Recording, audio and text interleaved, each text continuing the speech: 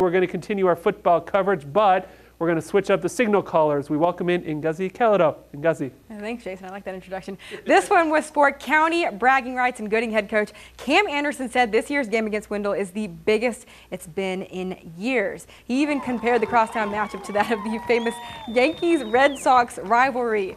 The Senators are going to strike first. Clancy Cockerham finds Hank Boger on the slant, and he takes off down the sideline and in for the first score of the game for the Senators. The extra point was no good, so Alex Swainson, Wendell's QB, trying to move the chains, keeps his eyes downfield, finds Caleb Bowers, who brings it to about the 30 here, and Swainson next time is going to try to let his arm lead the way, but in fact, it's in the wrong direction as Chris Scott picks him off, and Scott is going to return this one to the other 30, setting up the drive for the Senators. Wyatt Williams hands it off to Torrin Brunson on the carry, and he is gone.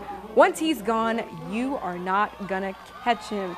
And it got closer in the second half. Wendell's defense held the Senators while racking up 12 points of their own, and with a chance to win it with less than 30 seconds left in the game, the Trojans' pass was picked off, and the Senators barely maintained bragging rights for another year. And in the other 2A versus 3A matchup of the night, the Hornets of Declo took down Kimberly 47-21, and Marcy shoots down the Pylons 40-12, and Glenns Ferry still looking for their first win of the year. Now out to Filer, where the Wildcats also looking for their first win as they welcome in American Falls. First quarter, no score until Bo Hohenfield with the short 1-yard strike, and the Beavers go up by 7. Now, later here in the first quarter, the Wildcats defense steps up big. Wyatt Newts jumps the route and takes the pick to the house to tie the game at 7. Same score in the second when American Falls goes to the air. Cade Anderson heaves it for his fellow senior Tony Hall, who hauls in the pass and scampers 45 yards for the score to give AF the lead, and that lead would stick as American Falls goes on to the 22-7 victory.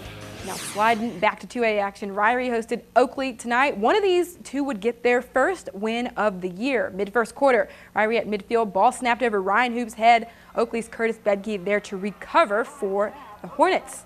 On the very next play, Trey Elquist keeps it himself, coming at you to the near sideline for a pickup of 15 yards to the Bulldog 30. And then on 4th and goal, the Hornets break through. The handoff to Talon Mullenstein. He gets in for the score, and Oakley took a 7-0 lead, and the Hornets get their first win in more than 10 games in the 14-7 win over Ryrie. Castleford also beat Rimrock 60-12, and carries 5 forced turnovers in tonight's contest against Rockland, led the Panthers to a 30-20 win.